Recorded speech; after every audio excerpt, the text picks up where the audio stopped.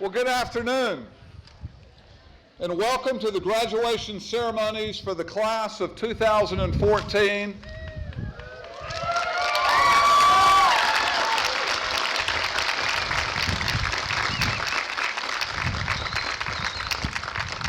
On this warmish Sunday afternoon.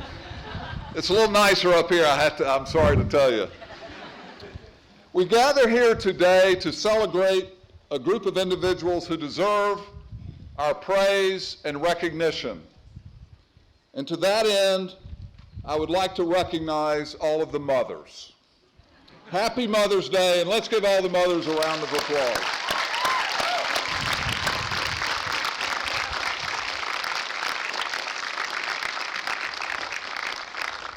To all the mothers in the audience, thank you for the gift that you gave to all of us. I hope that you'll enjoy this Mother's Day as a particularly special day. Because I'll tell you this, it was my case, and I suspect it is for all the graduates. Without your love and guidance and support, none of us would be here today. William & Mary Law School was founded 235 years ago, and you know what, before I go any further, I need to ask you guys to sit down.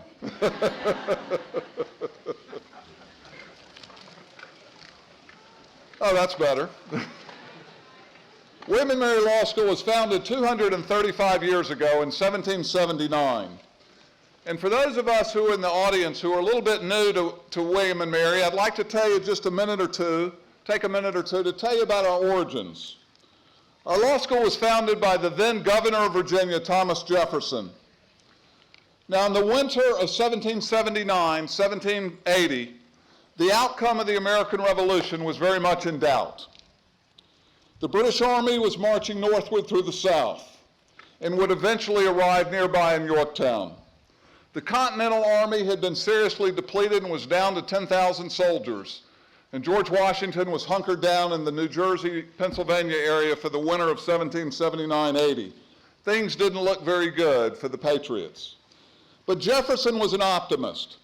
He thought that the Americans would defeat the British and would win independence. And he also believed that in order for America to succeed as an independent nation, it would need a cadre of leaders to help us navigate to government by the people. And to that end, in 1779, Governor Jefferson urged the College of William & Mary to start a law school for the express purpose of training leaders for the new nation. Now, Jefferson's vision succeeded beyond his wildest imagination. In the first 10 years of the existence of this law school, where leaders were taught through the use of moot court, through the use of a legislative assembly, through learning the nuances of the common law. In our first 10 years, we graduated or educated students who would serve as President of the United States, Secretary of State, United States Attorney General, Chief Justice of the United States Supreme Court, Associate Justice of the United States Supreme Court, and lots of U.S. senators and members of the House of Representatives. Now, this legacy of Jefferson, that this school was founded for the purpose of training political leaders to guide the new nation, lives with us today. Now, we've expanded the vision beyond training political leaders to training what we like to refer to as citizen lawyers, those who are prepared to lead in their communities, states, and nation, or throughout the world in whatever pathway they are drawn to. Now, today is a great time of celebration as we salute the graduating members of the class of 2014. 55 foreign lawyers who have earned the LLM degree in the American legal system, and 215 individuals who have earned the JD degree. Let us begin today's festivities by hearing greetings from the outgoing president of the Student Bar Association, Sean Rodomski. Sean, you were a very effective leader of the SBA this year. Please come forward and offer greetings to the gathered assembly.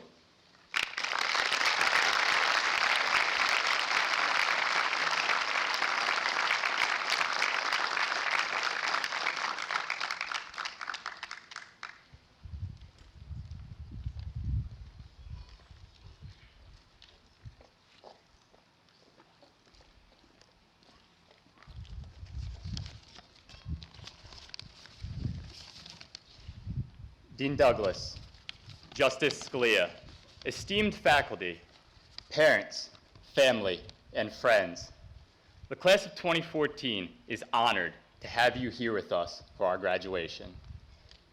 About 2 months ago, when we announced that Justice Scalia would serve as our commencement speaker, I was approached by one of my favorite professors, Adam Gershowitz, who came up to me and said, "Hey, that's great news on the commencement speaker. By the way, you have to give a speech at commencement too, don't you?" And I replied, "Yes, the SBA president gives one every year." And he responded, as only Professor Gershowitz could respond, "Well, Rodomski, I thought you should know, those student commencement speeches are usually pretty terrible." So, with the bar set low, game on, Professor. A lot has changed here at William & Mary Law School in the 3 years that we've been here. No class has an easy path to a law school graduation, but because of these changing times, our path to Lake Matoaka has had a few more obstacles on it than most. For us, things got off to a rocky start. In our first year, we fell in the rankings. Since then, we've witnessed major changes to the legal practice program, and we've endured the worst legal recession in our country's history. For many students and many classes, this would have been too much. Blow after blow, setback after setback, once knocked down, they would have stayed down, never to be heard from again, and never to be remembered. Well, I'm proud to say that's just not how the class of 2014 does things. Knocked down 7 times, we stood back up 8.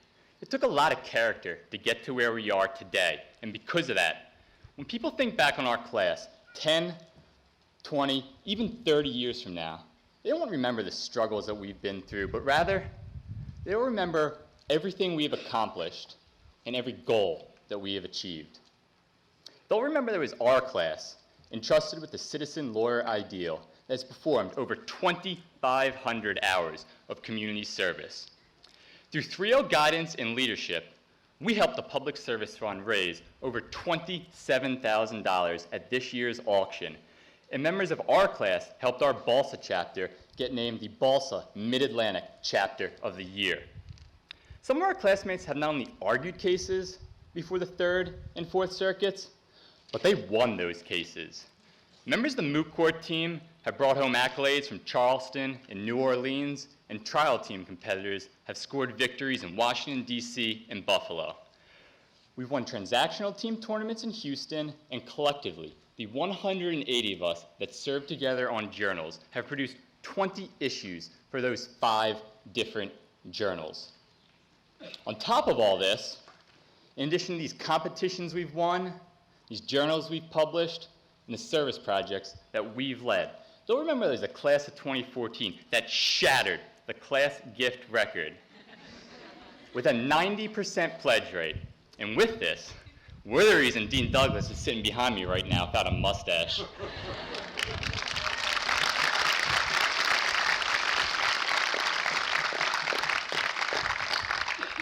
Finally, we will always remember that all our hard work attracted a sitting United States Supreme Court Justice to serve as commencement speaker for the first time in 21 years at this school.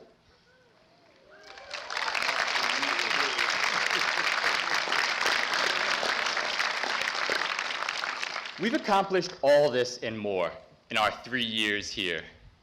In the years still to come, we will do so much more. Justice Scalia, sitting before you today are teachers, mentors, public servants, elected officials, soldiers, sailors, and Marines, husbands and wives, fathers and mothers. And all that was before we came to law school. When Thomas Jefferson said he wanted lawyers trained as citizen leaders for their communities, he envisioned a class just like this one, a class dedicated to the common good, to utilize the advantages that lawyers have to better our society, and to serve as leaders in our communities, states, and nation. Together, There is nothing we cannot and will not achieve. Thank you.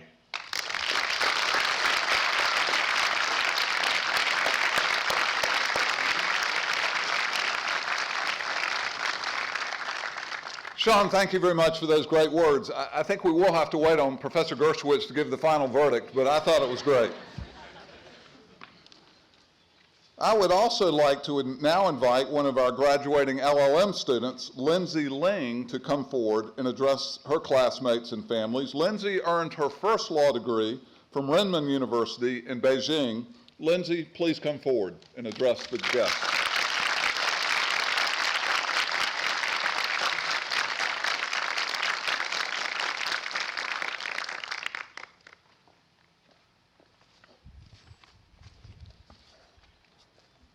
Dear Dean Douglas, distinguished justice, and distinguished William & Mary Law School faculty and staff, cherished families and friends, it's really my great pleasure to stand here and represent my dear classmates, the members of 2014 LLM class.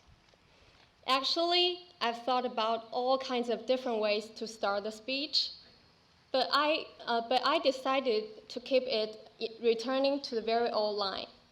Yes, time flies. 9 months have passed. I wish my English could improve at a faster rate than the growth of my waistline, but unfortunately, I do not think that was the case. And before I came to the William & Mary, I have certain expectations about law school, based on a lot of famous American movies.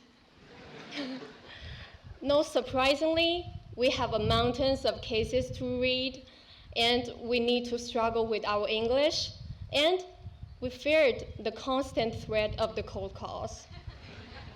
But I was more moved by the law school that we experienced by ourselves. I do remember exactly the day that LLM class of 2014 first met together.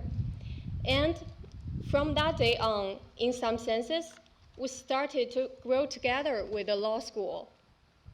I remember during the past year, we have witnessed some of our classmates get married, and we have witnessed one of our classmates become a father. And I remember one of my classmates told me that once she started very late in the library and just felt very frustrated about law school classes. But when she left the library and saw a family of deer just standing slightly beside the statues outside of the law school, she smiled and thought everything will be fine. As for me, I remember the day that I was admitted to the law school of William & Mary was exactly the day of our Spring Festival, the Chinese Lunar New Year. And also, I was graduated from the first law school of China in the summer of 2013. And 1 month later, I came to the first law school of American. You see, everyone's story with William & Mary is different, but all of them are real and warm. Graduation is one of the most grandest moments in one's life. It gives us an opportunity to record the memories of our first encounters and also a chance to say goodbye. I would like to express my gratitude to all of our very dear professors.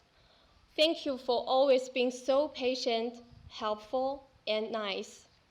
You always appreciate students' thoughts and make us feel more confident. And I would also express my thanks to the rest of staffs in law school. Thank you so much for being so nice and warm and for providing us with a very convenient study environment. And also, thank you so much for the American JD students. We are so grateful to have studied together with you.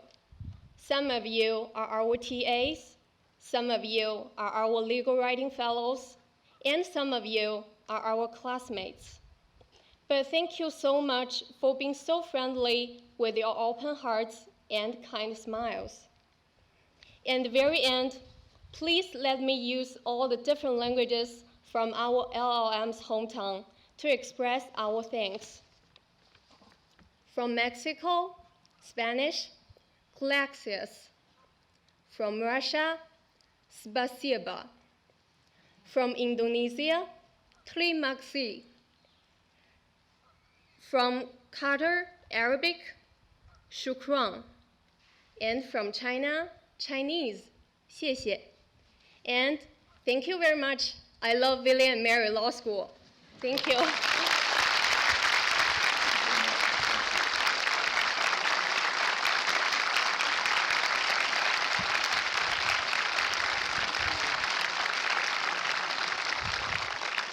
Well, Lindsay, thank you very much. That was just wonderful, just wonderful. Each year, the graduating class of the law school expresses its support for the school through its class gift fundraising effort for the purpose of enhancing the opportunities for future generations of law students. This year's group did a terrific job, and I'm going to ask two of the students that helped lead the effort, Alex Mackler and Kevin Elliker, to step up and talk about their success.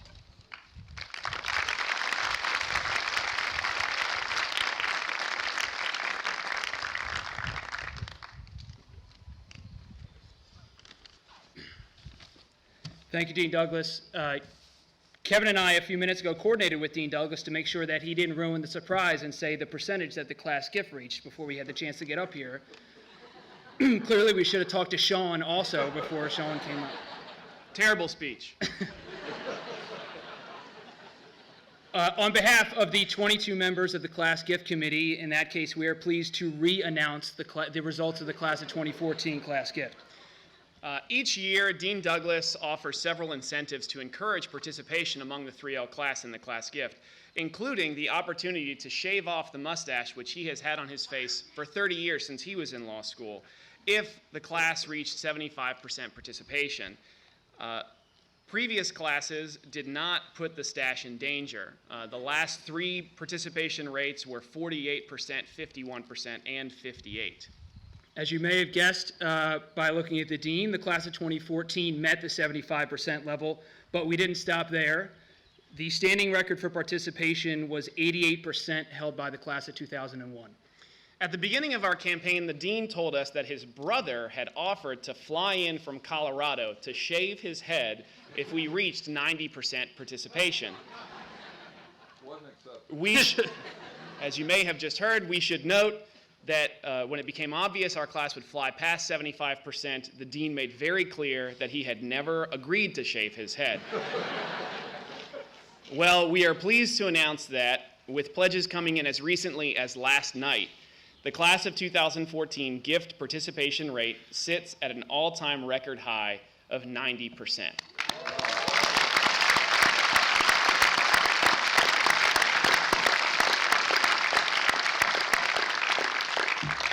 And Dean Douglas, we have a special surprise for you. Fresh off the red eye from Denver, your brother John is here to shave your head. Just kidding. You got a little white, though. Okay, yeah. But we did really reach 90%. The pledges, which include, the dollar amount includes pledges, gifts from faculty and family members, totaled $45,500.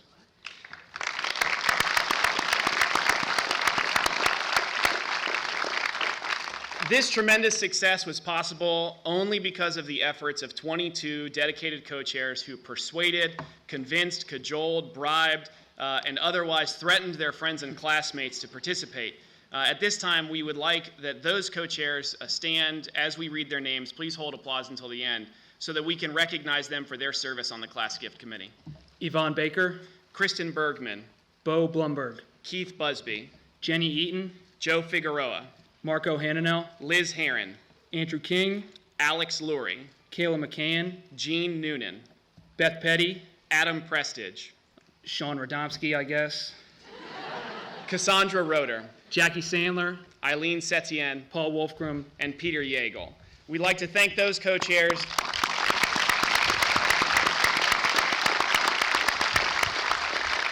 But we'd also like to thank the nearly 200 graduates from the class of 2014 who pledged to the class gift. And finally, to the class of 2015, good luck topping 90%. Thank you.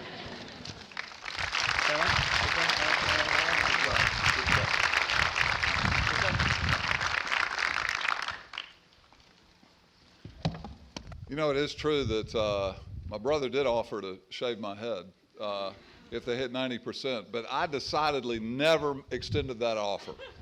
For the folks in the audience, you have to be careful with these new lawyers. They're ready to nail you. Somebody asked me, by the way, am I going to grow my mustache back? And I said, you know, I think I interpret my contract that they bought a clean upper lip. And I really don't want to breach. But I thought maybe I might be able to get away with a little something here today, get back in the game. So I'm ready to go.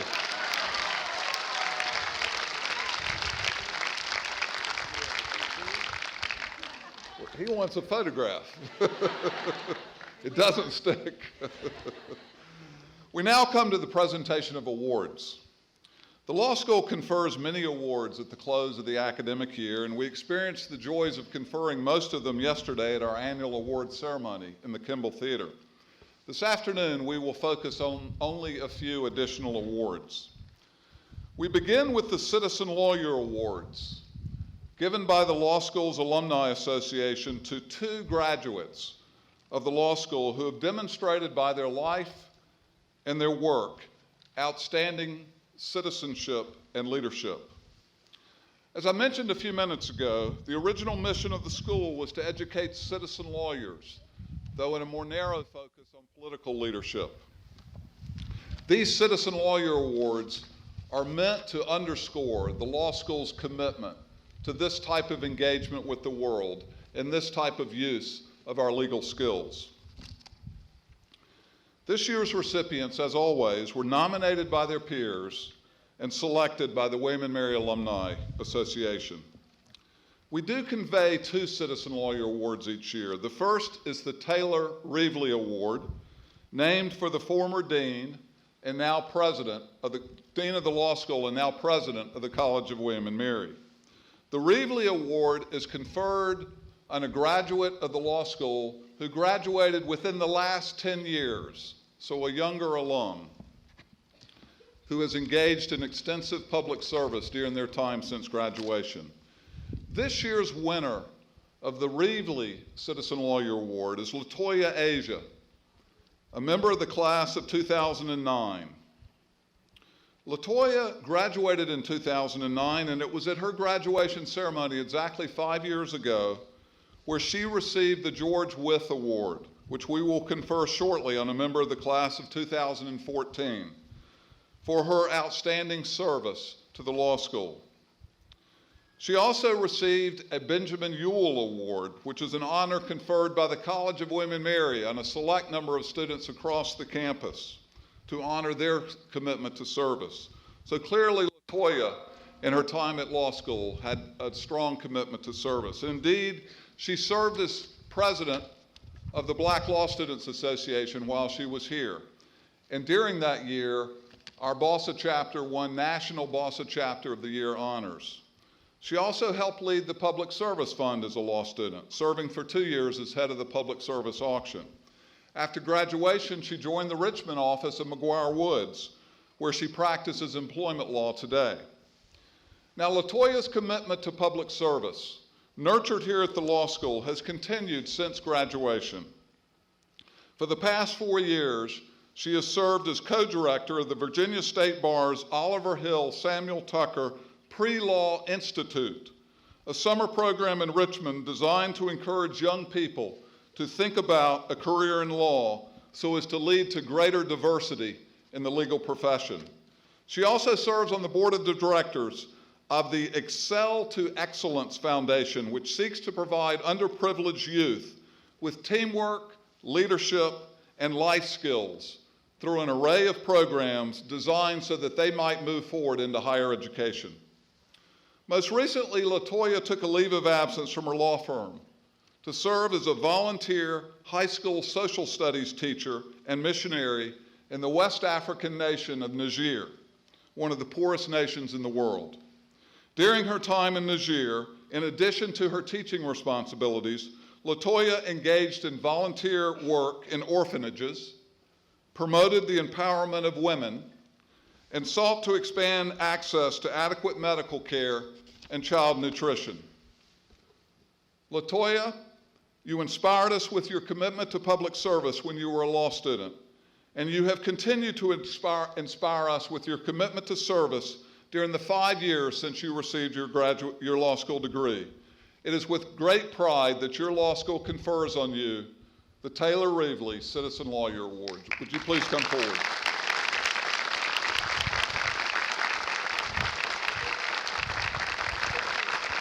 We have a goodie for you.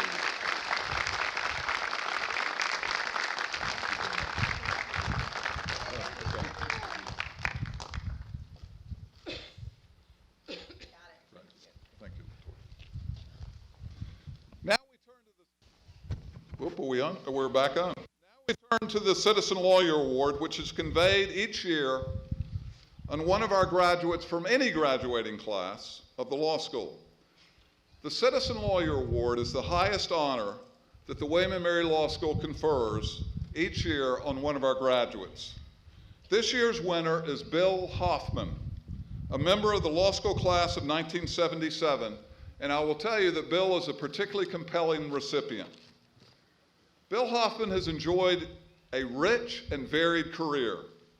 After completing his undergraduate work at the College of William & Mary in 1967, he earned a PhD in philosophy from the University of Georgia and taught philosophy for 3 years at Ithaca College.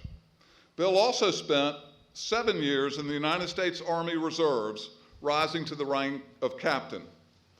Now, in the fall of 1974, Bill Hoffman made a career change, going from teaching metaphysics to undergraduates to becoming a student in first-year civil procedure here at William & Mary. 3 years later, he graduated from our law school, #1 in his class, and editor-in-chief of the Law Review. After a clerkship with the judge on the United States Court of Appeals for the Third Circuit in Philadelphia, Bill moved to Atlanta, back to his home in Georgia, to practice law with the Trotter Bondurant firm. Now, from the outset of his legal career, Bill exhibited a strong interest in pro bono work. In just his second year at the law firm, he went down the street, walked into the offices of the local American Civil Liberties Union, and asked to volunteer, to take a volunteer case. He was immediately given a particularly interesting case involving a high school newspaper. Now, a bunch of high school students on their school paper had written some critical things of a prominent elected official in Georgia. The principal of the law school didn't like that. So the principal of the law school shut down the school paper. Well, Bill filed suit in federal court alleging that the First Amendment rights of the students had been infringed, and succeeded in that litigation. The school agreed to reopen the school newspaper. Now, in 1985, by now a seasoned litigator, Bill joined the partnership at the Atlanta law firm of King & Spalding, where he remained for the next 27 years until his retirement from the firm in 2012. Bill was an accomplished litigator, and he represented his law firm's corporate clients in a broad array of matters. But along the way, Bill continued to engage in a broad array of pro bono work. In fact, in 2008, King & Spalding decided to make Bill its firm-wide pro bono partner. And so for the last 4 years of his career at the law firm, he coordinated all the pro bono activities at the firm, which by then had grown to more than 800 lawyers.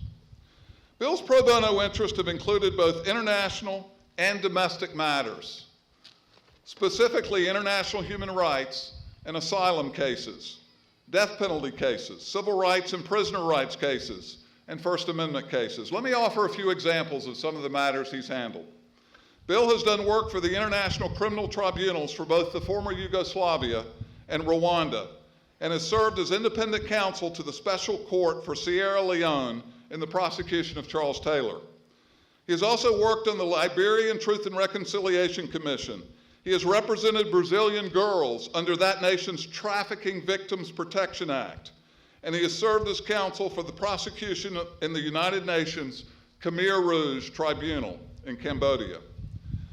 He has also obtained political asylum or other relief for Afghan, Ugandan, Iranian, Liberian, Ethiopian, Kenyan, Rwandan, Burmese, Burundian, and Malawian refugees. On the domestic front, he has used his legal talents to reverse death sentences, to procure damage settlements in cases involving prisoner beatings and prisoner murders and prisoner suicides. In another case, he procured a settlement allowing Jewish prisoners to wear yarmulkes while they were incarcerated. He has brought suit against a juvenile prison for its unconstitutional conditions under the Eighth Amendment, a suit that resulted in the closure of the prison. Since retiring as King & Spalding's pro bono partner in 2012, Bill has served as senior counsel to the Georgia Asylum and Immigration Network, as general counsel of the Southern Center for Human Rights, and as chair and general counsel for the Institute for Parliamentary Support in Africa, an organization devoted to constitutional democracy in Africa. Bill, what an extraordinary life. I cannot imagine a more appropriate recipient of the William & Mary Law School's highest honor, our 2014 Citizen Lawyer Award. Please come forward and say a few words.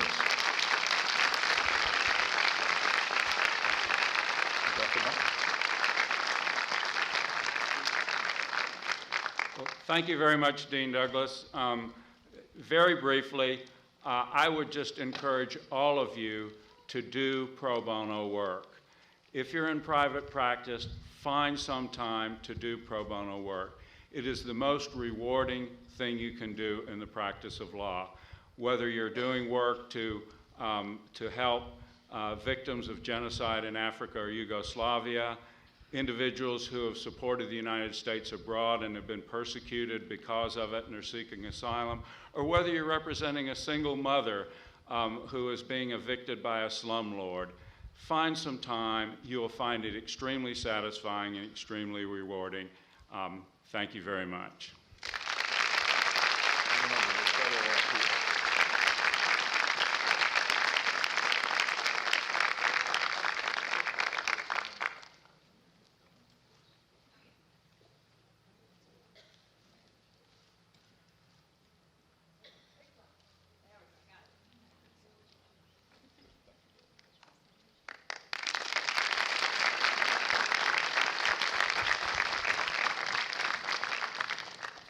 The core of any good law school is its faculty, and William & Mary is blessed to have a faculty who excel both as teachers and scholars.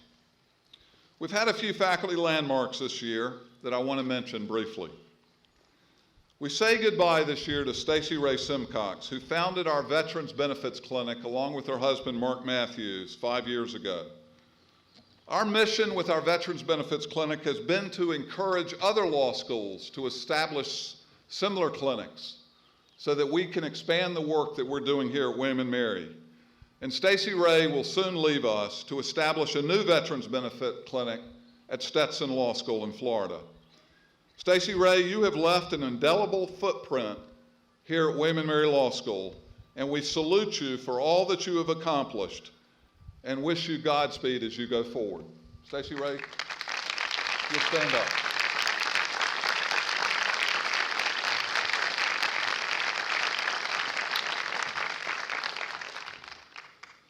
Professor Jason Solomon leaves us this year as he has accepted a position at Stanford Law School, and we will miss him.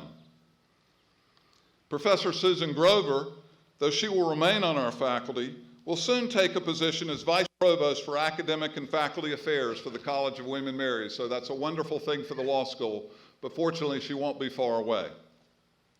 We also proudly recognize Linda Butler, who this year completed 35 years on the faculty.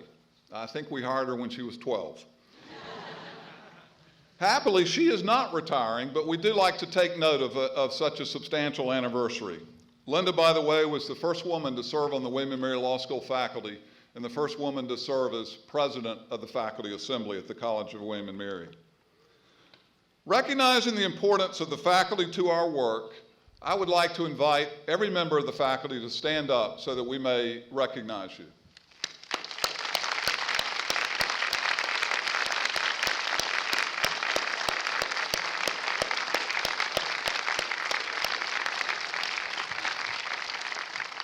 Thank you very much. Each year, the graduating class identifies a professor whose teaching they particularly admire and respect.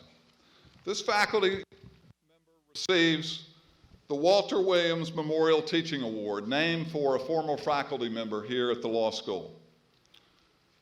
Cassandra Roeder, who served as editor-in-chief of the William & Mary Law Review, will present the 2014 Walter Williams Teaching Award. Cassandra?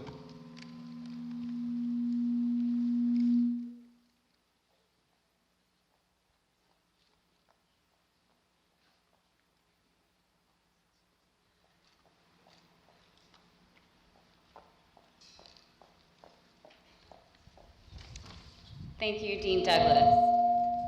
I am extremely honored to present the Walter Williams Teaching Award on behalf of the class of 2014.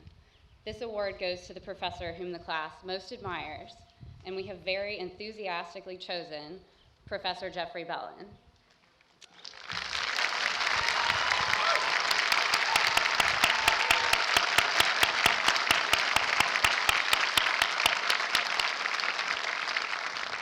Professor Bellin joined the law school faculty only 2 years ago, but in that short time, he's won the admiration and respect of his students and colleagues. He makes criminal law classes like evidence and criminal procedure, often considered to be dry and unexciting, engaging and accessible to students, and he takes great pains to teach even the most difficult material carefully. In the words of one student who nominated him, he somehow finds a way to make convoluted, complex topics crystal clear. His classes are both entertaining and extremely well taught, and his passion for his field of study is contagious. Professor Bellin also takes a genuine interest in his students, always making time to answer questions outside of class, provide research tips and advice, and support student organizations like the Trial Team and the Public Service Fund.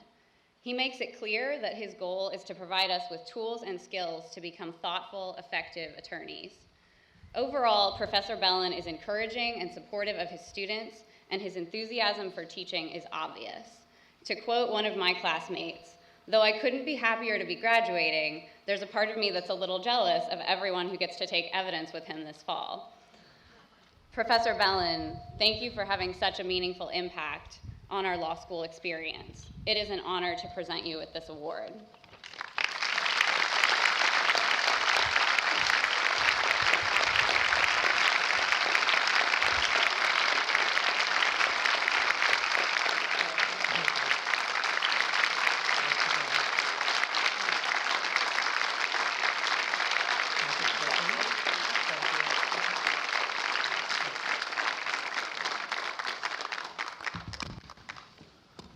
Well, congratulations, Professor Bellin. That's a marvelous honor. Yesterday, we recognized many of the accomplishments of our graduating students at the awards ceremony, but we have a few more special awards to confer here this afternoon. Before we do so, there are a couple of individuals that I would like to recognize. First of all, each year, the College of William & Mary confers on a small number of students throughout the college and all the units the Benjamin Ewell Award. This is an award that LaToya Asia won 5 years ago. Let me say a word about the Benjamin Ewell Award. Benjamin Ewell was president of the College of William & Mary in the 1850s and 1860s. President Ewell opposed secession, but over his objection, Virginia did secede from the Union, and in the process put itself at ground zero of the Peninsula Campaign in the Civil War for the next 5 years. The college was essentially devastated. Now, President Ewell, the college, of course, was closed very quickly thereafter, but every day Ewell would go and ring the college bell, hoping that someday the College of William & Mary would recover and be opened again. And it's in that spirit of his commitment to the college that the Benjamin Ewell Award has been given. It is given to honor Ewell's faithfulness to a small number of students for their outstanding participation and leadership on campus and community activities. And earlier this spring, Kristen Bergman was awarded the Ewell Award from the law school. Kristen, if you would stand.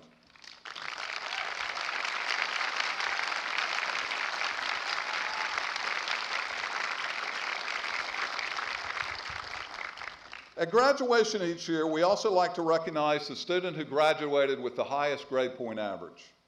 Now, as the students know, we round our grade point averages to 1/10 of a point. And as it happens, we have 4 students who tied for number 1 in the class. And I would like each one to stand as I read their names. Kevin Elliker,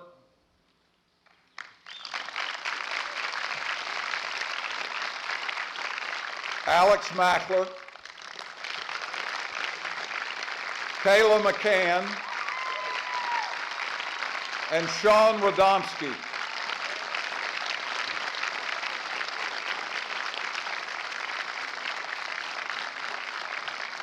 Now, we don't round our grade point average to 1/100th of a point.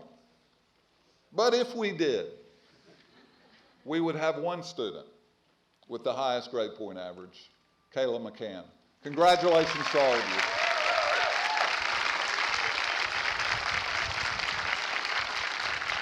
Good work. Each year, the law school faculty selects the recipient of the Lawrence I. Anson Award, presenting this award to a member of the graduating class who, in the eyes of the faculty, shows the greatest professional promise through scholarship and character and leadership. This award honors Lawrence I. Anson, the former Chief Justice of the Virginia Supreme Court. It is the highest honor that we confer on a graduating student. The class of 2014 is an extraordinarily strong group of students. Many of you have accomplished so much, making the selection process particularly difficult, but the faculty has made its decision. And this year, we proudly present the 2014 I. Anson Award to Kevin Elliker. Kevin, if you'll come forward.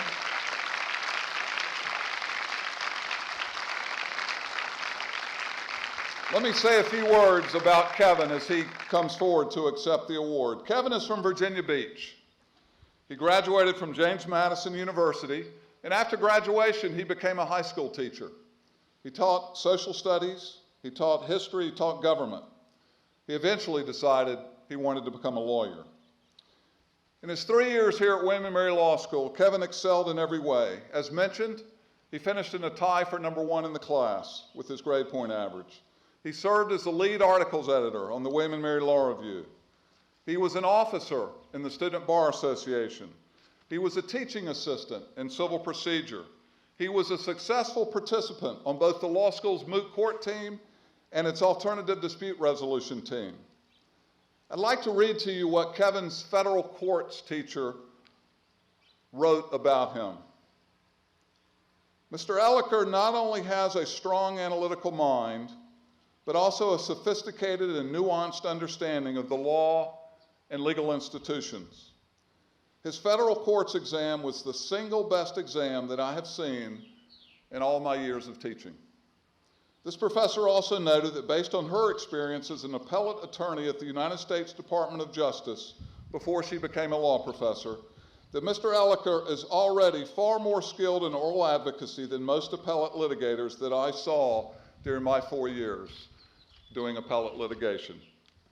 After graduation, Kevin will clerk for a federal district court judge in Richmond, and then will join the Washington, D.C. office of Gibson, Dunn & Crutcher. Kevin, we salute you for your remarkable success and look forward to all that you will accomplish in life.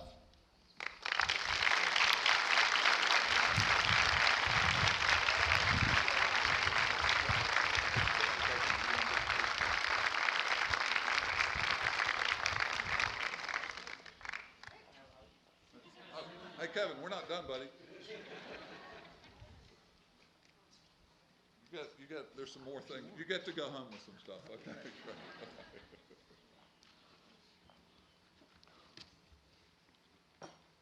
We now convey 2 awards to students that recognize outstanding service. As I mentioned a few minutes ago, when I was speaking about Latoya Asia, the George Wythe Award is given each year to the student who has demonstrated outstanding and selfless service to the law school community. As most of you know, this is the George Wythe Award, and as most of you know, George Wythe was one of the most remarkable lawyers of the 18th century and was, of course, our very first law professor. Students nominate their peers for the George Wythe Award, and then the Dean's office makes the selection. This year, the George Wythe Award for Outstanding Service to the Law School goes to Sean Rodomski. Sean, please come forward.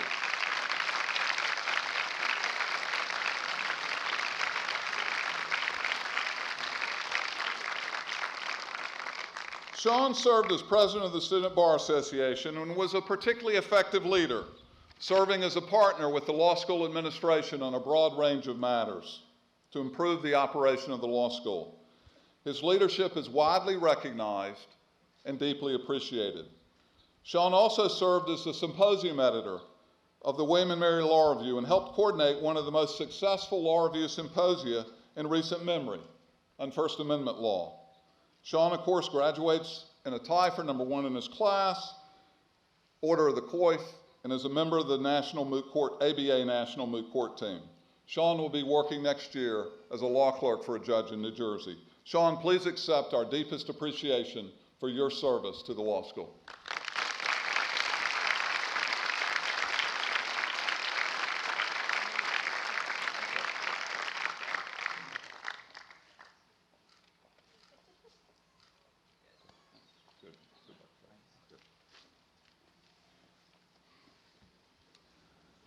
The Thurgood Marshall Award, given annually by the William and Mary Law School Association, goes to a member of our community with a powerful commitment to service, particularly serving underserved populations with substantial legal needs.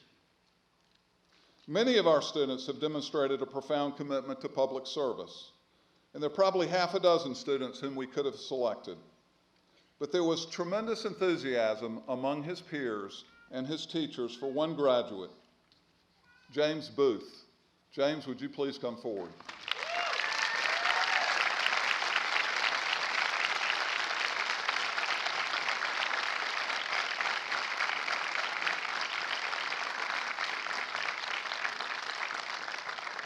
One of the most compelling projects at the law school these days is our Veterans Benefits Clinic. Through this clinic, we represent many wounded veterans who are seeking the benefits to which they are entitled. Some of them are homeless, and many of them are unemployed. The work ethic of the many students who participate in this legal clinic is extraordinary. But again, one student stood out, James Booth, a graduate of the United States Military Academy who was on his way to becoming a JAG officer for the United States Army after graduation. James's teacher in the Veterans Benefits Clinic, Stacey Ray Simcox, described one of James' cases that I'd like to relay to you. James successfully represented a Vietnam veteran with severe combat post-traumatic stress syndrome who had never trusted anyone enough before to seek any kind of help. James created a working and personal relationship with that veteran that allowed the veteran to open up and tell his story for what was probably the first time. The level of detail that James went to in order to establish a good working relationship with this veteran client included doing research before his first client meeting about the combat history of this veteran's unit in Vietnam. The veteran was overwhelmed that James knew the history of what he had been through. He could talk about it intelligently, and that he could provide the veteran with internet sites where his fellow comrades were reconnecting with each other. This really established trust with his client. It also showed James's level of commitment and the extra steps he was willing to take in providing legal services to this particular client. Over 2 semesters, James gathered evidence and arranged to have the veteran tested for post-traumatic stress syndrome at Virginia Commonwealth University. And today, this veteran is receiving veterans benefits. James also served as a teaching assistant in the Veterans Benefits Clinic. He organized a trip to a homeless shelter in Washington, D.C. to do client outreach for veterans there. and he made sure to include a stop at Arlington National Cemetery so that the students in the clinic could appreciate the honor and the gravity of serving the clients whom they represent. James, it's our pleasure to convey to you and award you with the Thurgood Marshall Award from the class of 2014.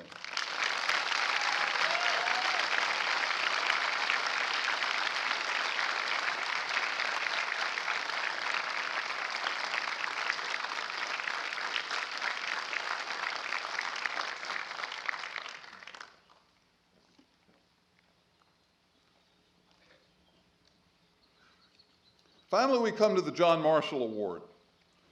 This award, named for the law school's most eminent former student, the great Chief Justice John Marshall, is given each year to a member of the faculty or staff who has demonstrated character, leadership, and a spirit of selfless service to the law school.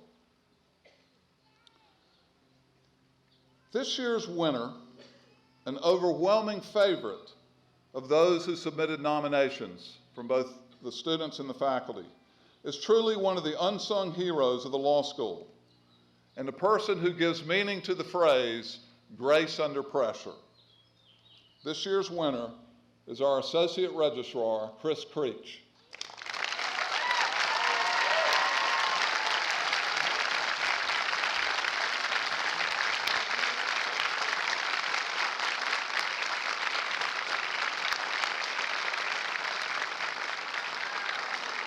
And I want to read to you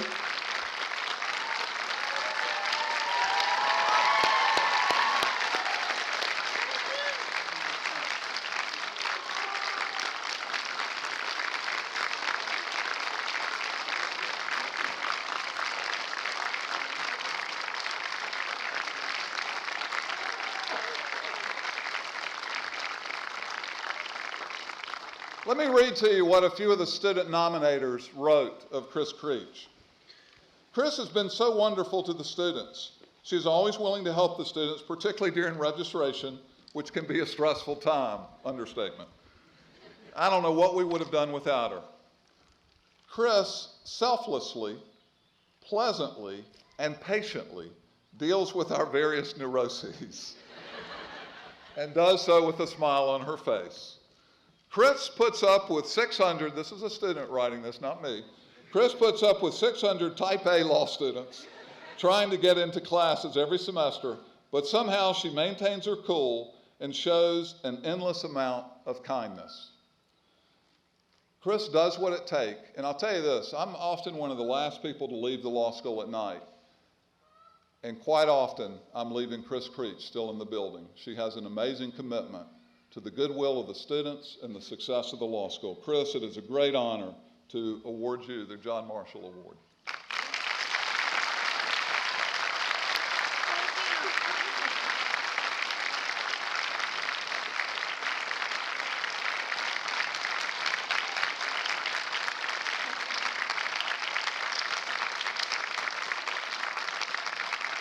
Mary conferred an honorary degree on him in 1991. His son is a graduate, and two of his grandchildren are in the college undergraduate program right now. Justice Scalia graduated from Harvard Law School in 1960. He was in private practice in Cleveland for 7 years, and then entered the academy, serving as a law professor first at the University of Virginia, and then at the University of Chicago. An expert in administrative law, he served for a period of time as chair of the Administrative Conference of the United States. In 1982, he was appointed and confirmed to serve on the United States Court of Appeals for the District of Columbia. And then in 1986, he was appointed and confirmed by President Reagan to serve on the United States Supreme Court. During his time on the court, he has become one of its most influential justices. Now, one of the things that Justice Scalia is known for is his lively writing style.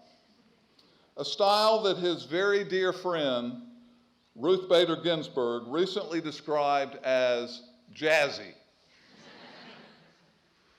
I will offer one example of Justice Scalia's writing from a case in which the Supreme Court considered the constitutional doctrine regarding the establishment of religion.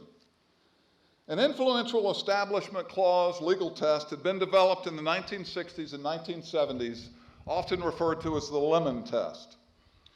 Justice Scalia was a critic of the test, and this is how he described it in one case about 20 years ago.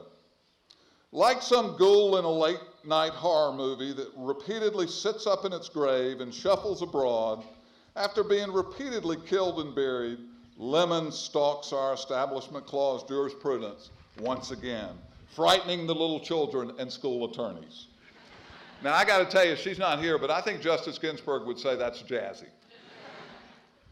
This year, to my knowledge, only one sitting justice on the United States Supreme Court is giving a law school commencement address. It's Justice Scalia here at William & Mary Law School. Justice Scalia, we are honored to have you address the William & Mary Law School class of 2014.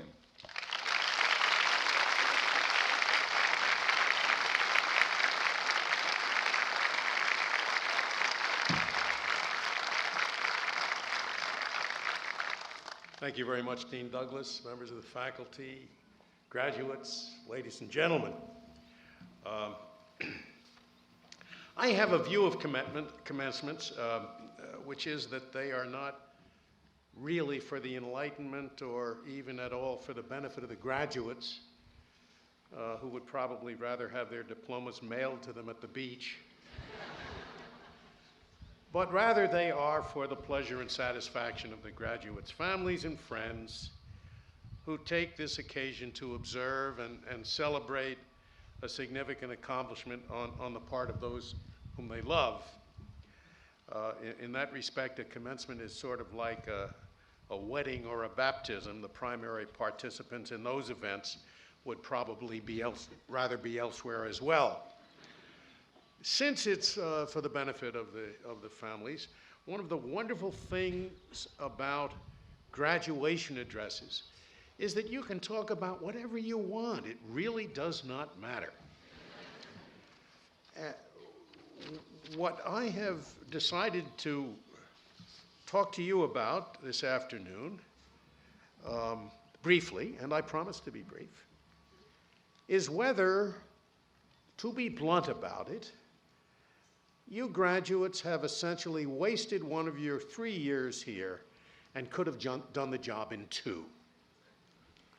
It is a current proposal for reform that law students should be permitted to sit for the bar exam and otherwise be eligible to practice law after only 2 years of study. To be sure, this is not a new idea. In New York State, for example, between 1882 and 1911, college graduates needed to complete only 2 years of law school. Only non-graduates had to do the extra year. Of course, in 1911, the New York Court of Appeals changed the rule to 3 years, where it remains and where it remains everywhere. But now and again, it has been a source of controversy. In the 1970s, prominent educators from President Derek Bok of Harvard to President Edward Levy of the University of Chicago said publicly that switching to 2 years was at least worth a try. Then, in 1999, Judge Richard Posner embraced the idea. I don't think he's yet written a book about it, but as did the President of the United States just last year, saying that third-year students would be, quote, better off clerking or practicing in a firm, close quote. Finally, joining the chorus, and this was a big surprise, was the American Bar Association's task force on the future of legal education, which suggested in January of this year that, quote, bar admitting authorities could create paths to licensure with fewer hours than the current standards require by devices such as, 1, accepting applicants who have fewer hours of law school training than the standards require, or 2, accepting applicants with 2 years of law school credits plus a year of carefully structured, skills-based experience inside a law school or elsewhere, close quote. I vigorously dissent. It seems to me that the law school in 2 years proposal rests on the premise that law school is or ought to be a trade school. It is not that. It is a school preparing men and women not for a trade, but for a profession, the profession of law. One can practice various aspects of law without knowing much about the whole field. I expect that someone could be taught to be an expert real estate conveyancer in 6 weeks, or a tax advisor in 6 months. And maybe we should train such people, but we should not call them lawyers. Just as someone might become an expert in hand surgery without knowing much about the rest of the human body, so also one can become expert in various segments of the law without knowing much about the rest. We should call the former a hand surgeon rather than a doctor, and the latter a real estate conveyancer or HR block, but not a lawyer. Those of you who have walked the streets of Paris may have noticed signs here and there. Jurisconsult. It always fascinated me. These are people who give legal advice, but are not avocats. They are not lawyers. I frankly don't even know whether one must pass an exam or have any special training to hang out a sign, Jurisconsult. I suspect not. None of you who are being graduated today is being certified an expert in patent law or employment law or anything else. You are instead receiving degrees that attest to your successful completion of a sustained 3-year study of law. The mastery of that subject is what turns the student into a legal professional. This is the traditional view, well expressed by an earlier and wiser ABA panel in 1921, and I quote, "Legal education should produce a real knowledge of fundamental principles and a mind which thinks in terms of the common law. The process of assimilation and of mental growth must be orderly and comparatively slow. Experience has shown that a student who gives substantially all of his working time to his studies should devote at least 3 years to his legal education. And even 3 years is scarcely enough, so great have the bulk and complexity of American law become," close quote. That was in 1921. My guess is that the bulk and complexity of American law have doubled since then.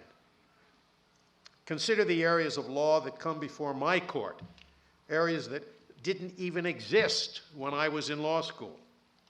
Employment law, including Title VII, the Americans with Disabilities Act, and the ERISA, Employment Recovery, Retirement Income Security, nobody calls it that. Several major national security statutes, including the Foreign Intelligence Surveillance Act, the Patriot Act, and the Aviation and Transportation Security Act, the Clean Air Act, the Freedom of Information Act, the Foreign Sovereign Immunity Act, the Affordable Care Act, Sarbanes-Oxley. That's just to mention only a few. State law has also grown, and grown increasingly complex.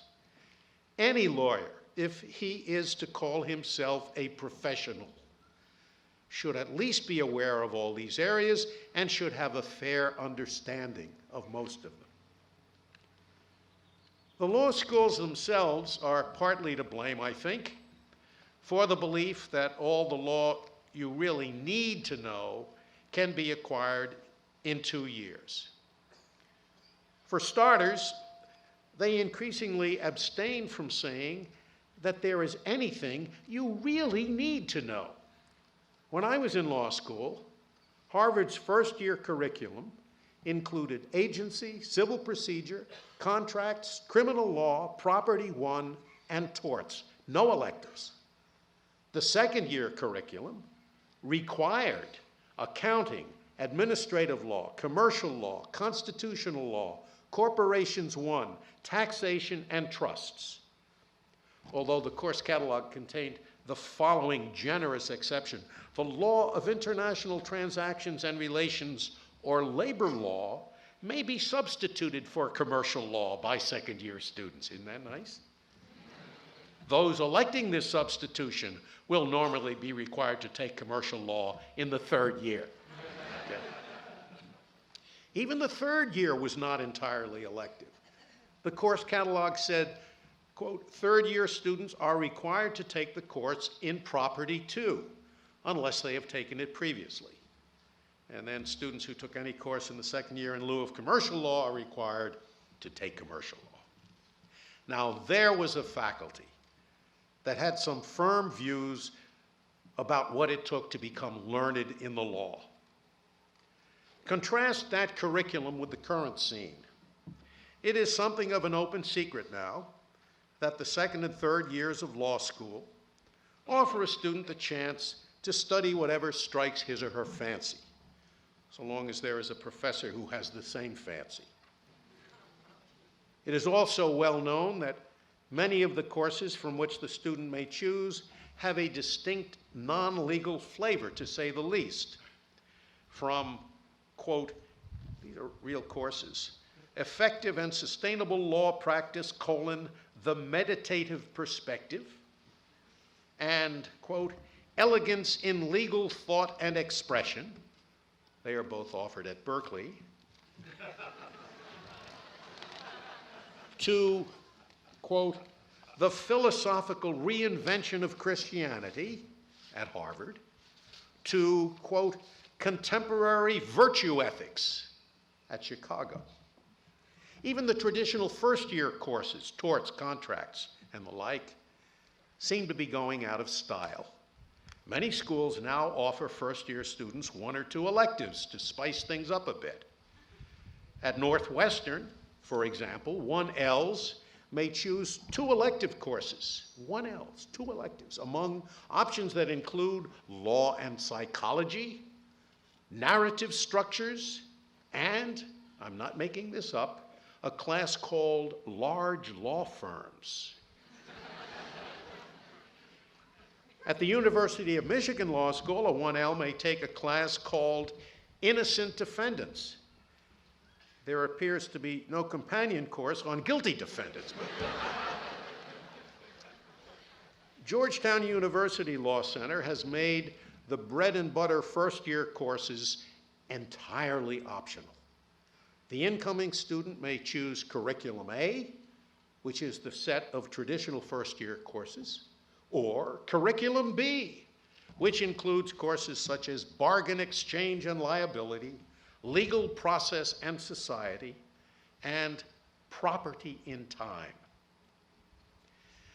This elimination of a core curriculum and the accompanying proliferation of narrow, not to say silly, elective courses has not come without its costs. In more than a few law schools, including some of the most prestigious, the University of Chicago, for example, it is possible to graduate without ever having studied the First Amendment. Talk about citizen lawyers. Can someone really call himself an American lawyer who has that gap in his compendious knowledge of the law? And can a society that depends so much upon lawyers for shaping public perceptions and preserving American traditions regarding freedom of speech and religion afford such an ignorant bar? And the problem is not just that students are not required to take such fundamental courses. Even those who wish to take them as electives are often frustrated because the courses are not offered frequently enough.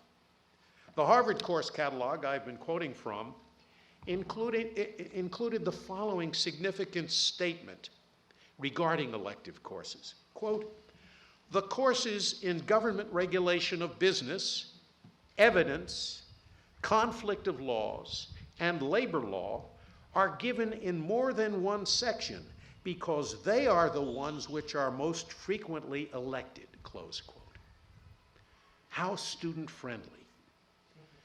Nowadays, when I ask a clerkship applicant why he or she did not take federal courts or evidence or some other course that seems to me basic to a complete legal education, I often get the response, "It was not being offered the semester when I had room to take it." The faculty resources were probably being devoted to legal process and society or some other boutique course that was the subject of a faculty member's interest and research.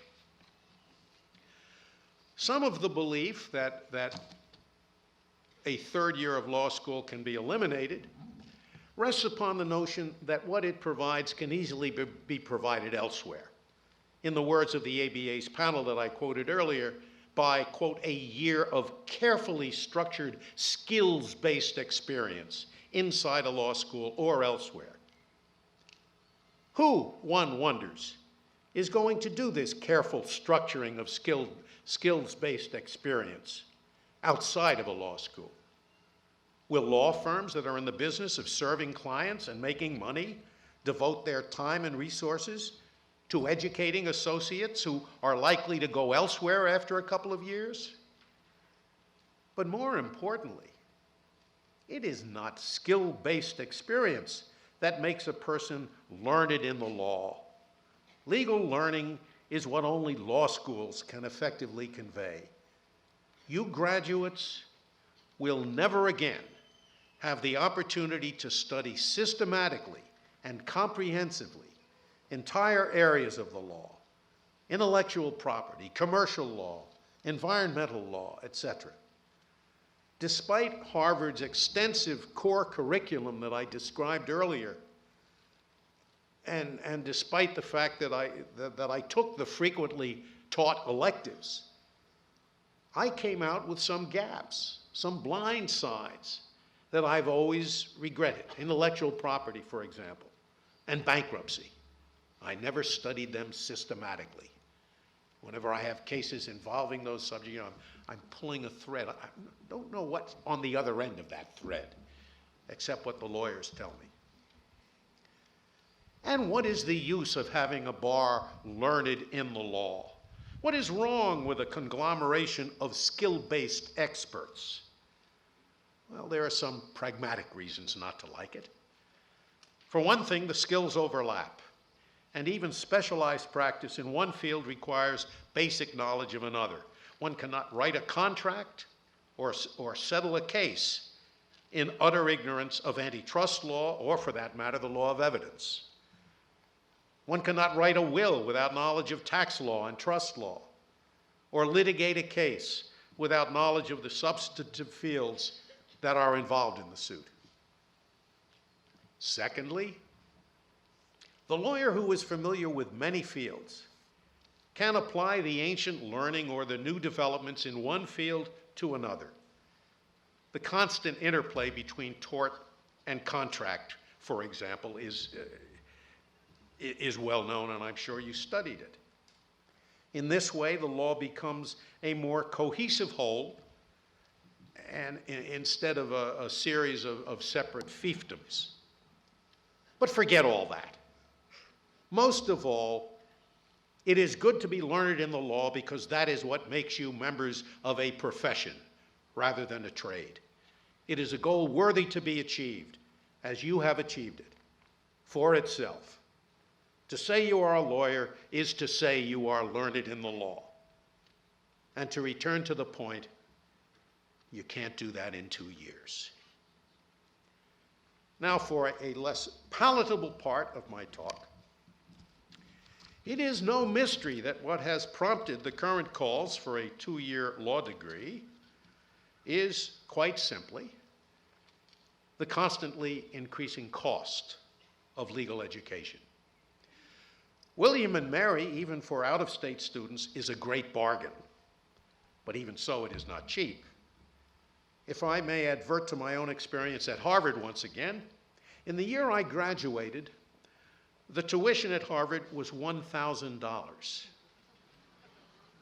To describe developments since then, in the words of a recent article, I quote, "Over the past 60 years, tuition at Harvard Law School has increased tenfold in constant inflation-adjusted dollars. In the early 50s, a year's tuition cost approximately $5,100 in 2011 dollars. Over the next 2 decades, this figure more than doubled, so that by 1971, tuition was $11,664 in 2011 dollars.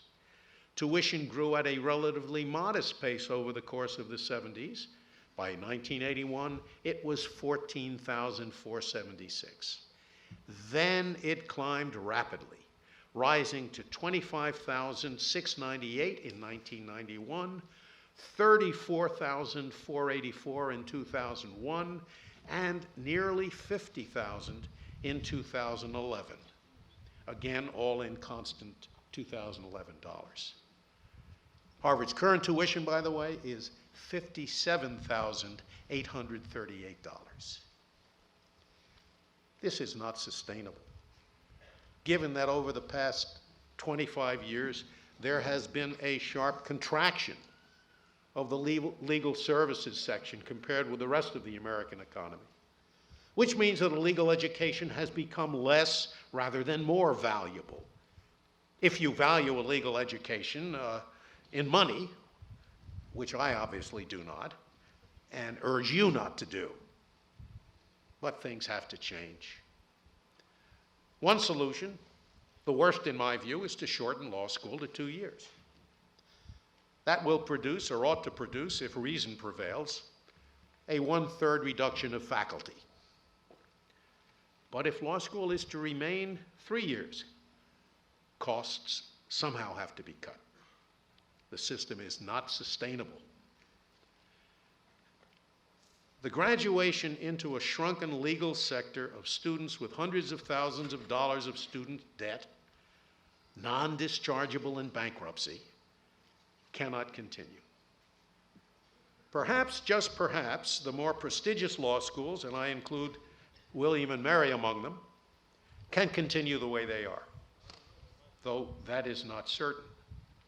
But the vast majority of law schools will have to lower tuitions. That probably means smaller law school faculties, though perhaps not a 1/3 cut. That's not the end of the world. I looked up what Harvard was like when I went there. When I graduated, Harvard had a faculty of 65 professors, 9 teaching fellows, and 4 lecturers, a total of 78. It now has a faculty of 119 full-time professors, 53 visiting professors, and 115 lecturers in law. 78 then versus 287 now. Not the end of the world to cut that back. And it surely means higher teaching loads, which again would not be the end of the world. When I got out of law school, the average teaching load was almost 8 hours a week. Currently, in the major law schools, it is about half of that. And last but not least, professorial salaries, if not reduced, will at least not increase as rapidly as they have been. To use Harvard again as an example, faculty salaries have more than doubled in real terms since 1969. Chief Justice John Roberts, in his unsuccessful 2008 entreaty to Congress to raise the pay of federal judges, pointed out that federal district judges are paid half as much as senior professors at top law schools. But to return to my main point, since the modern legal academy appears not to believe that there is a solid and significant core of courses that entitle someone to be admitted to the profession of law, it is small wonder that there are calls for shortening the law school to 2 years. If and when that happens, the shrunken faculties will have only themselves to blame. But for the moment, for you graduating students who have had what I consider not the luxury but the necessity of soaking in the law for 3 full years, and for the parents who have paid for that experience, welcome to the ranks of not tradesmen, but men and women learned in the law. Congratulations.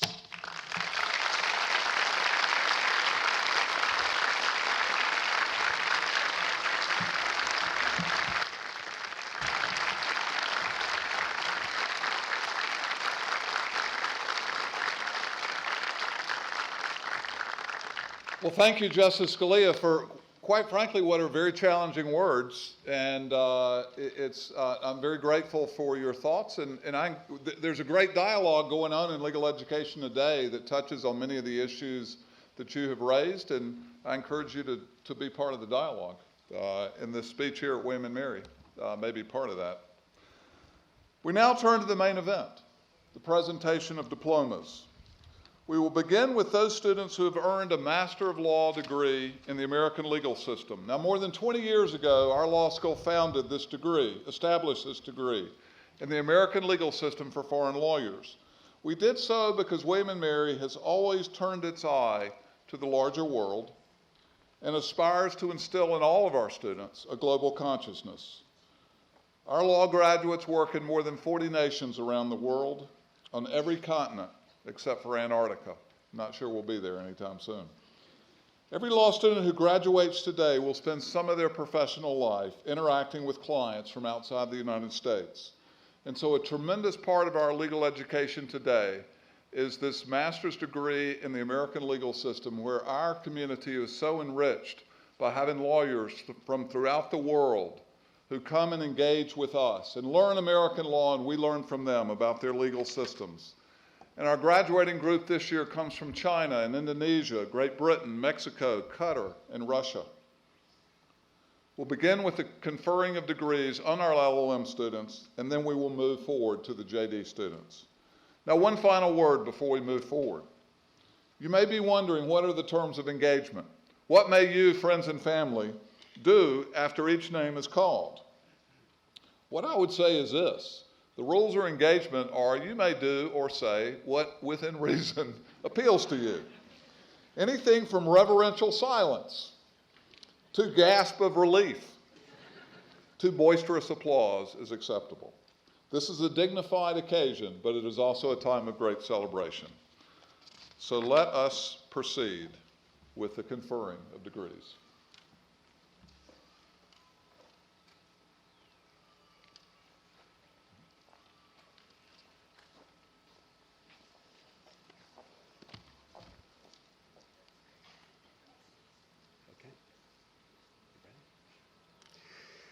Good afternoon. I will announce the 2014 graduates of the LLM degree in the American legal system. After I call your name, please come up to the stage. Nasser Mohammed Al-Naimi. Nora Rashid Al-Salawi. Ferry Amsari. Katerina Pashlikova, Sihyuan Chen, Yang Chung, Carlos Didios Mata, Sinwei Ding, Yan Ding, Ying Huang, Chan Jin,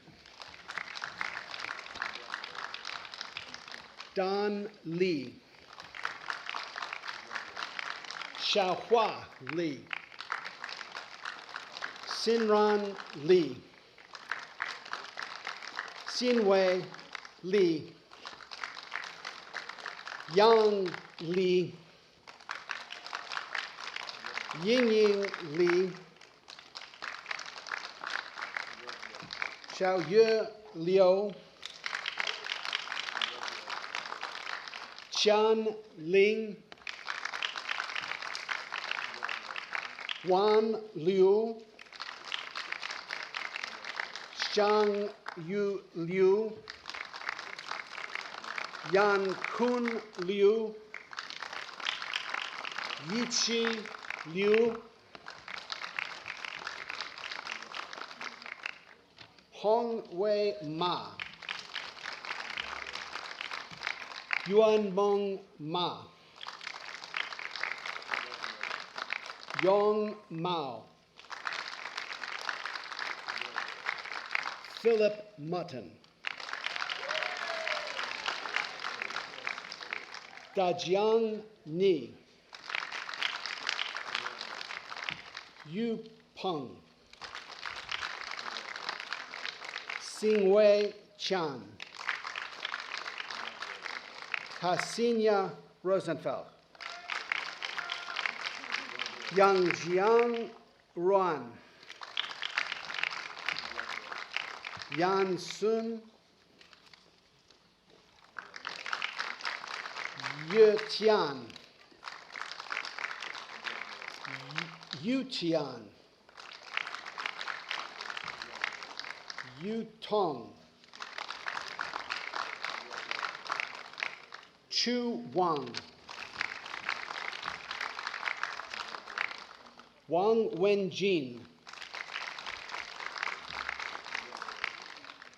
Xiaoyi Wang, Changyu Wei,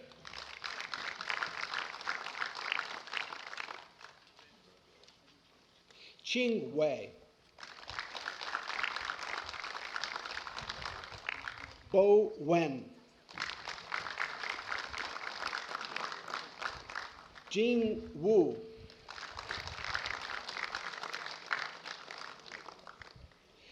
Jie Xiao,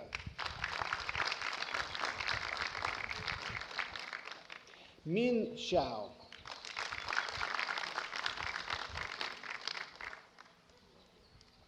Yahui Su,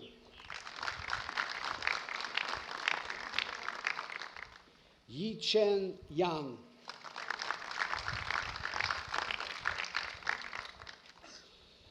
Yuan Heng,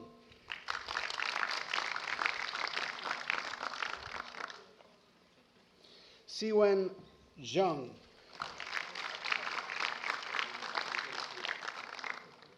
Yi Shi Zhang,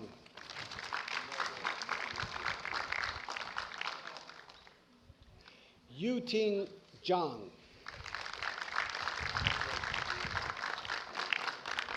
Yujie Zhao,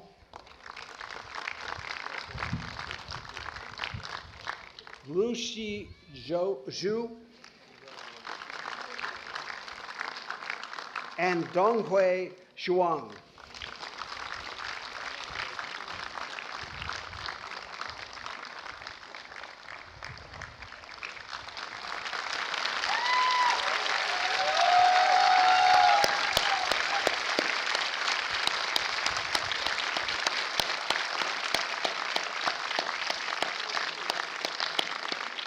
Well, congratulations to the LLM class of 2014, and we now confer degrees on the JD class of 2014.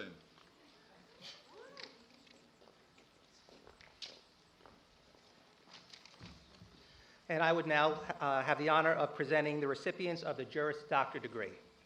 Serge Boris Agbre. Michael Allen Althouse. Michael David Arena.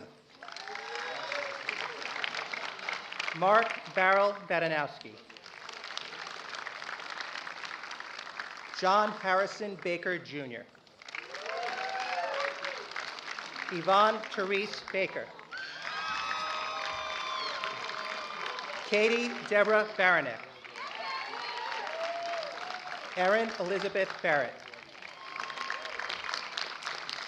Emily Ruth Baston. Martin Beyersdorfer III. Sarah Moser Beeson. Kristen Michelle Bergman.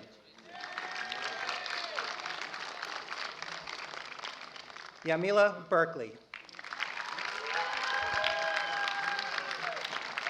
Caroline McGill Bickley.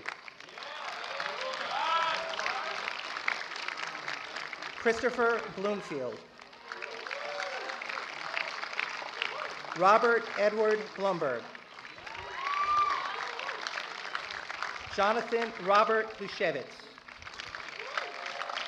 Chelsea Bobo. James Russell Booth, Jr. Jordan Bowman. Jack Thomas Brock II. Alexandra Lynn Brockway. Edward Thornton Brookins.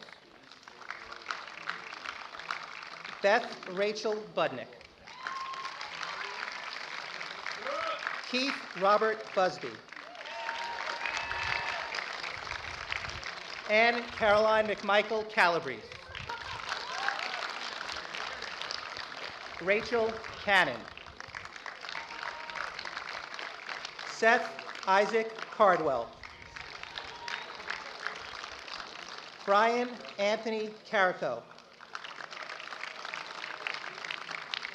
Aaron Christopher Carter. Natalia Valyevna Caruso.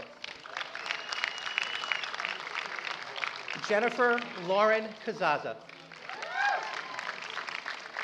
Caitlin Danielle Cater. Julie Virginia King Kersley. Christina Nicole Cerruti. Daniel Edward Chandler. Shui Chang. Lee A. Churtle. Carolyn Rachel Cody. Sarah Jane Connor.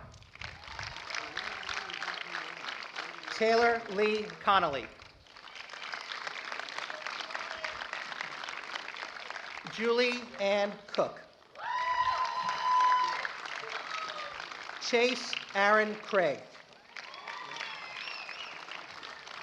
Matthew Alexander Kramer. Catlin Charles Crevata.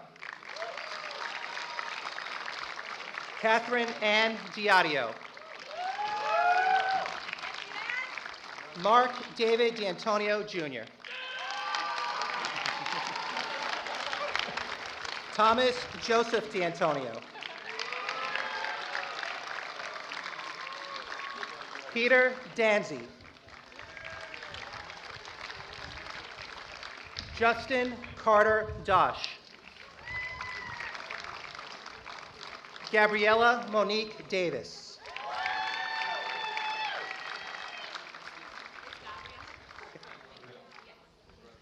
Donghua Deng. Eric Durr. James Christian Devereaux. Colleen Meredith Dick. Elizabeth Ann Dorsey. Scott Harris Dranoff. Gregory William Durham. Arthur Thomas Durst. Jennifer Lynn Eaton. Tobias Louis Eisenlohr. Kristen Lee Eakey. Kevin Spencer Elliker. Franz Clarel Ferro.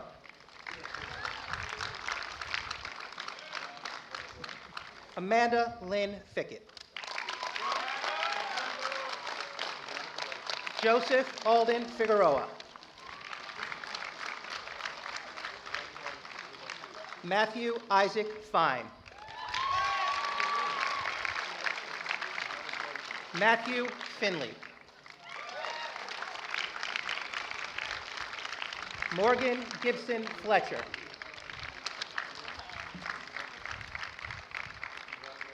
Daniel Scott Foster.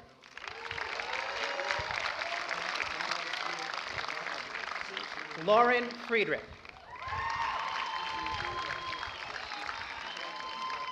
Kaylin Rose Gall. Reena Muhesh Gandhi. Patrick James Genova.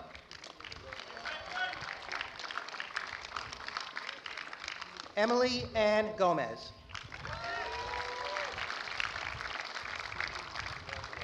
Suzanne Marie Grassel. James T. Graves. Candace Letitia Grimes.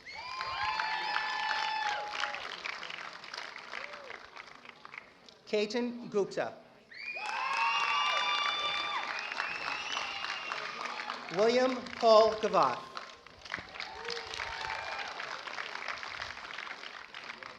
Nicole Haddock. Eric Ross Hammerschmidt. Marco David Hananel. Allison Sarah Handler. Nicole Marie Hartz. Utisha Beth Pennington Hawkins. Christopher Henning. Tyler Timothy Henry. Michael R. Herton.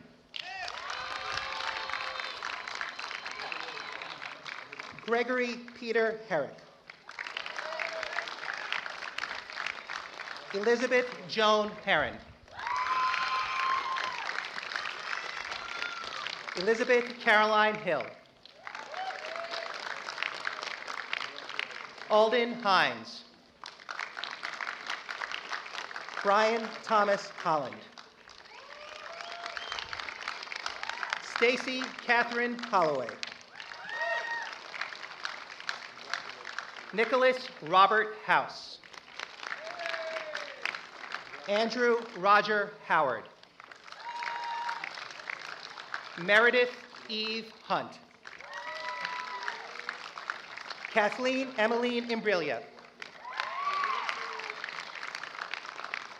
Scott Richard Jacobson. Gary Janakami Ramanon.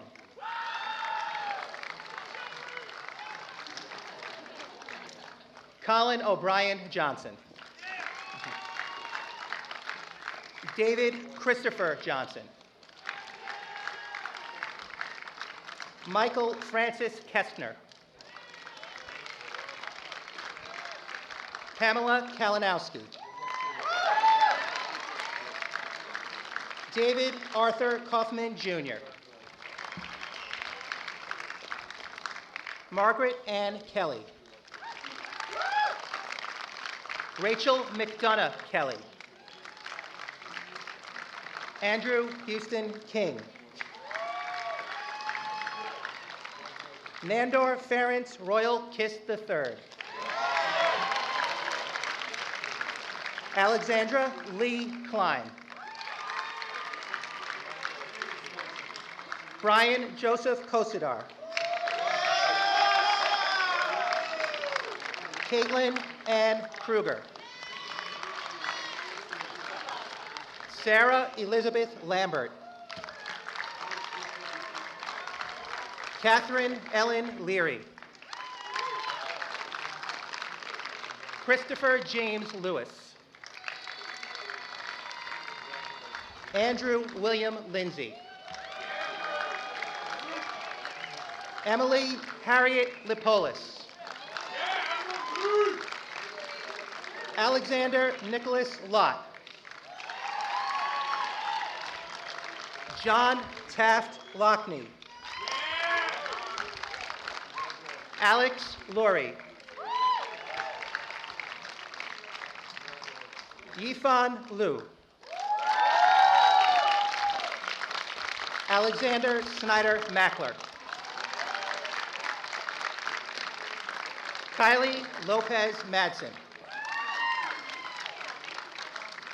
Patrick Francis Martin.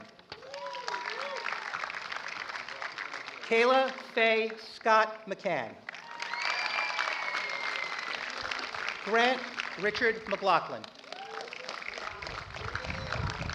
Derek Paul McMahon. Leo Lanny Menza. Mary Caroline Miller. Brian Charles Moore. James E. Moore. Daniel Eric Niesenson. Jean Elizabeth Noonan. Abigail Norris. Katie Lynn Ocampo. James Ryan Ogorzalek. Magdalene Laura Okonekwa. Christopher Ashworth Alcott. Nicole Victoria Ozeron. Catherine Elizabeth Page. Lindsay Ann Palladino. Raj Patel. Skylar R. Peacock. Erica Marie Penn. Martha Elizabeth Petty. Mark Allen Phillips. Brett Walter Piersma. Jenna Marie Poligo. Adam Richard Prestige. Allison Robbie. Sean Joseph Rodomski. Alicia Marcia Rains. Larsa Katie Ramsini. Mark Thomas Rawls. Katerina Johanna Rinks. Megan Elizabeth Roach. Cassandra Blythe Roeder. William Conrad Rose. Brian Andrew Rothenberg. Brittany Blair Sadler. Jacqueline Therese Sandler. John Nelson Sando. Michael Edward Shapiro. Heather Lynn Schmidt. Kevin Michael Schneider. Eileen Avis Setien. Victor Daniel Short. Paul White Silver. Abigail Rose Simon. Elizabeth Cairns Smith. Richard Christian Spoor. Barbara Jean Stansel. Andrew Lawrence Steinberg. Megan Sarah Stubblebine. Janet Sully. Christina Marie Sumpio. James Benjamin Talley. Courtney Jordan Thomas. Megan Ruth Thomas.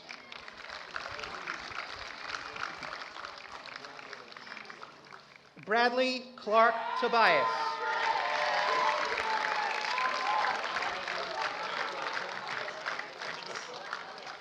Danielle Michelle Trumiliaris. Elizabeth Scott Turner. Scott Anthony Vanderhyde. Laura Elizabeth Believe. William K. Warrener. David Matthew Wilnow. Emily Caroline Whitaker. Kristen Elizabeth White. Felicity and Sonia Williams. Simone Tiara Williams. Emily Catherine Wilson. Erica Lee Websey. Nadia Angelica Wolf. Paul Evan Wolfgren Jr. Melanie Veronica Woodward. Kristen Lara Wachowski. Ariana Wright. Laura Ann Wynn. Peter Wayne Yeagle. Adele Rosemary Young. Nathan Yu. Nicholas John Urich. Ann Smitha Zachariah.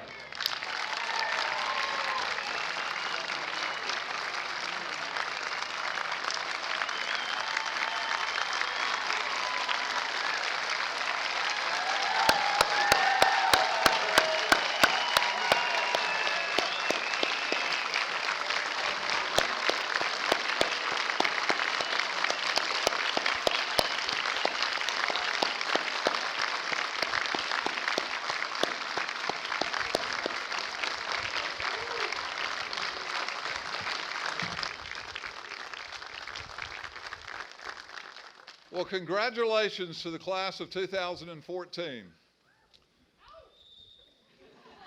I'm going to take a few minutes here. I know I'm the last person between you and celebrating with your families, but I have a few final remarks to offer you before we close out today. I do want to congratulate each member of the LLM class and the JD class of 2014. You are an enormously talented group of individuals who are already very much engaged with the world. With your law degree, soon to be followed by your law license, you will enjoy a special status in American society. And in the spirit of our founders, Thomas Jefferson and George Wythe, I encourage you to use that special status well, in the service not just of yourselves, but of the broader community of citizen lawyers. I will always have special memories for the class of 2014, because you took my mustache.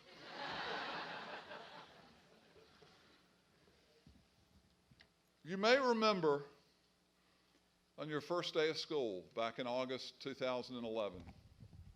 And I made some predictions about your class, and if you'll bear with me, I'm going to come right back to them today. I think and I see in this class great promise. And as I said to you 3 years ago, and I feel this more strongly than I did that day, I think one of you here in the class of 2014 will someday serve as a governor or in the United States Senate. Many of you will serve as judges, either at the state or federal level. Others of you will be in state legislatures. One of you is already in a city council and just got reelected.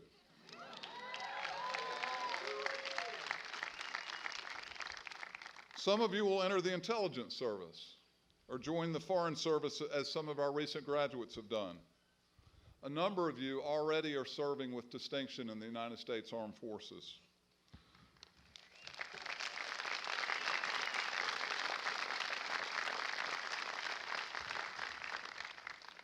Some of you will be involved in legal reform efforts, trying to make our laws all the better. Many of you will serve as prosecutors or as public defenders. You will lead bar associations and other civic groups.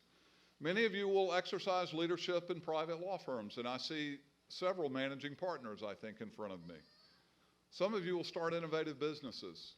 Many of you will take up the call of Bill Hoffman to engage in vigorous pro bono service, and on and on. But let me say this to you.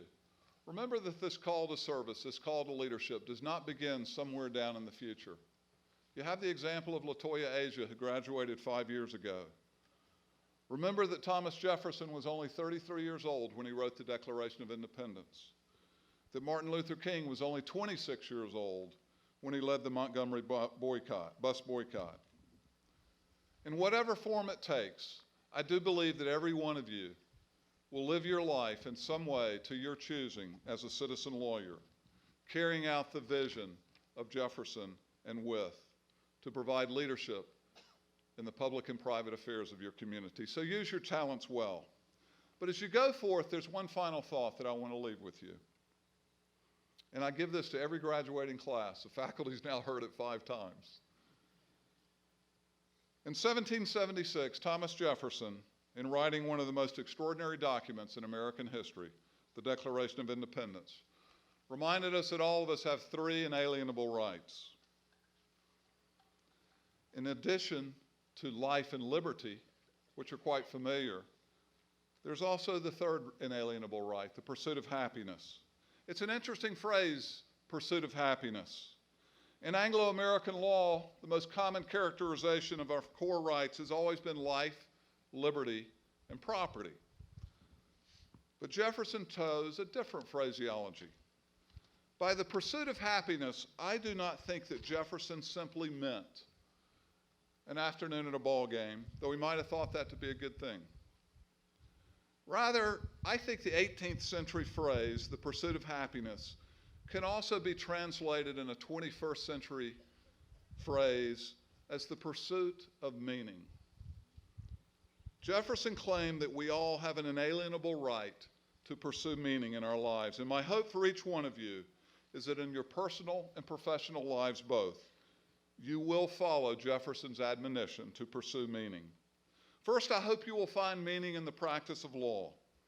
And I promise you that if you use your gifts and your skills for the greater good, that will bring you personal fulfillment. But if your life is lived only in the law, then you may have missed Jefferson's call to pursue meaning. Before you came to law school, all of you had so many different interests. Some of you were poets or musicians or writers. You were active in your churches and synagogues and mosques.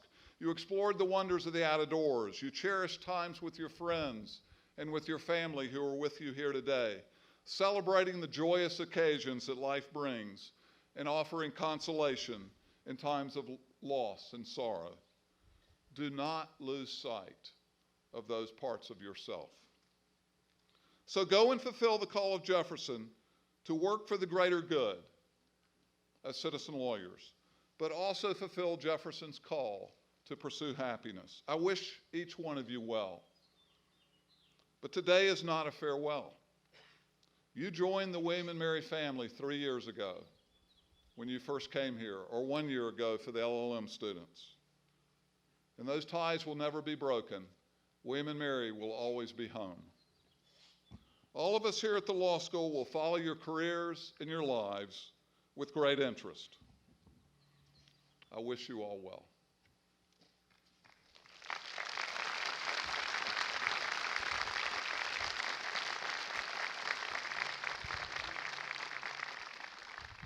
We now approach the conclusion of our graduation ceremony. In a few minutes, we will exit these grounds. Student Bar Association Sean Rodomski led the class of 2014 into this amphitheater, carrying the golden mace. But it's time to pass the torch to the class of 2015. And so Blake Christopher, now the Student Bar Association president, will take the mantle of leadership. And Blake, if you will lead us out by carrying the mace. I wish you all well, and please stay around and let's have a chance to visit. Good luck, class of 2014.